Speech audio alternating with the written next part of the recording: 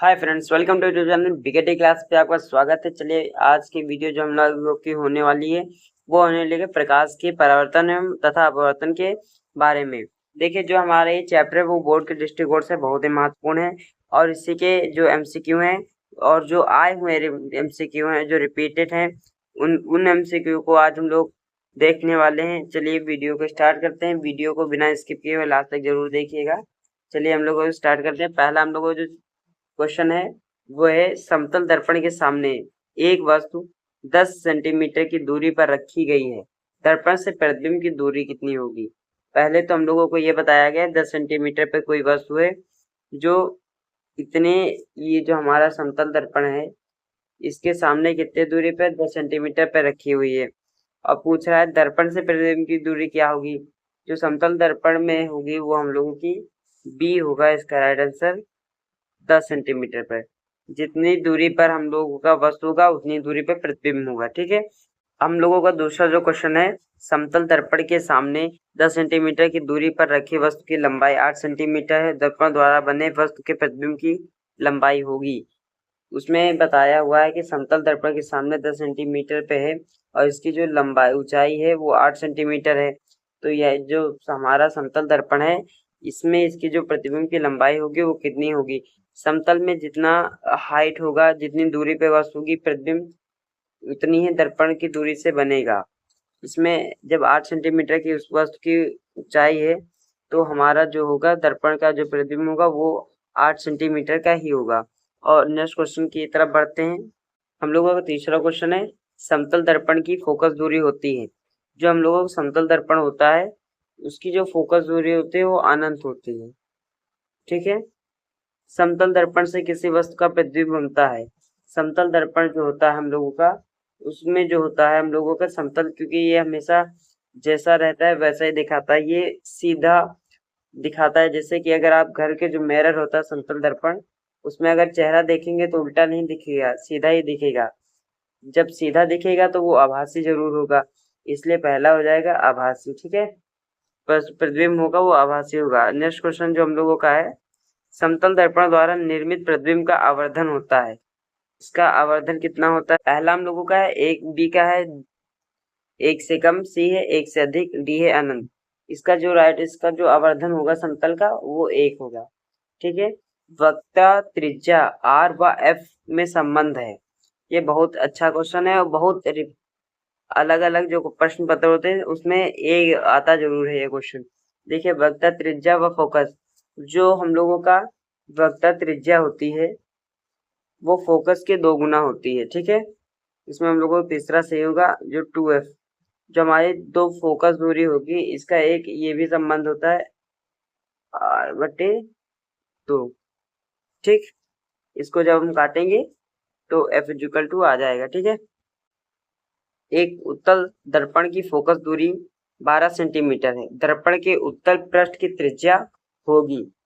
ठीक है, इसका देखते हैं, ए का है 12 सेंटीमीटर, बी है 6 सेंटीमीटर, सी है 18 सेंटीमीटर, डी है 24 सेंटीमीटर।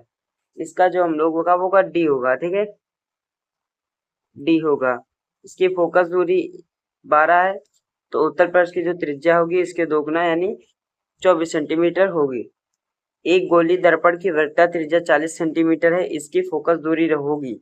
एक गोली कोई दर्पण है उसकी वक्रता त्रिज्या 40 सेंटीमीटर है, इसकी फोकस दूरी होगी, इसकी फोकस दूरी 20 होगी। ठीक है, 20 होगी।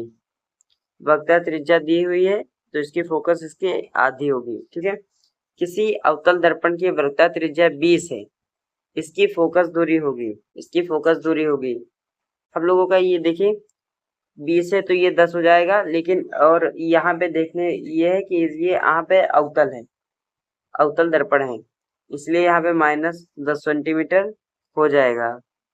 नेक्स्ट है, एक उत्तल दर्पण की फोकस दूरी 20 सेंटीमीटर है, इसकी वक्रता त्रिज्या होगी, इसकी वक्रता त्रिज्या कितनी होगी? फोकस का 2 गुना वक्रता त्रिज्या होता है। अभी बताया 2f = r। यहाँ पे क्या हो जाएगा? d 40 सेंटीमीटर, इसका राइट आंसर हो जाएगा। हम लोगों का 11वां क्वेश्चन है, उत्तल दर्पण के सामने रखी वस्तु का प्रतिबिंब बनता है।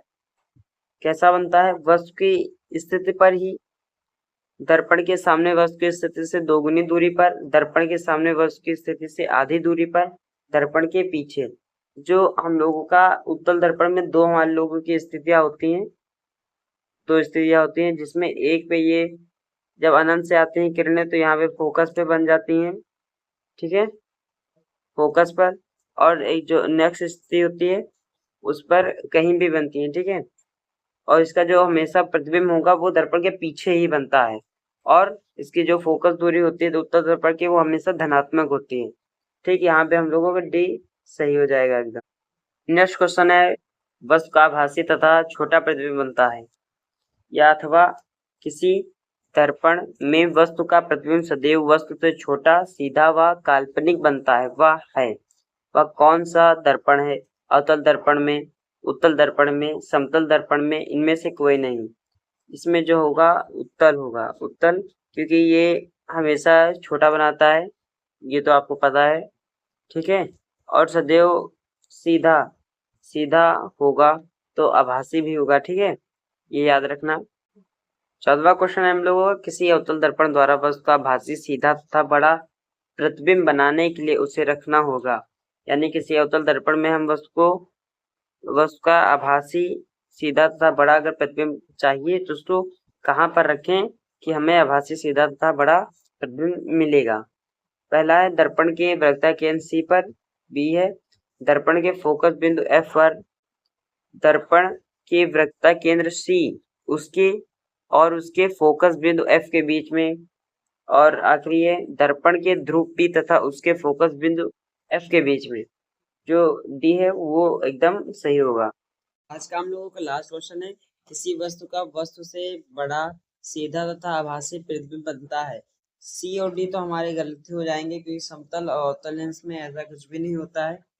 अब एक ए बचता है उत्तल दर्पण, बी बचता है अवतल दर्पण। वस्तु से बड़ा ये हमेशा वस्तु का छोटा बनाता है, यानी ये भी गलत हो जाएगा। ये हमारा अवतल दर्पण एकदम सही हो जाएगा।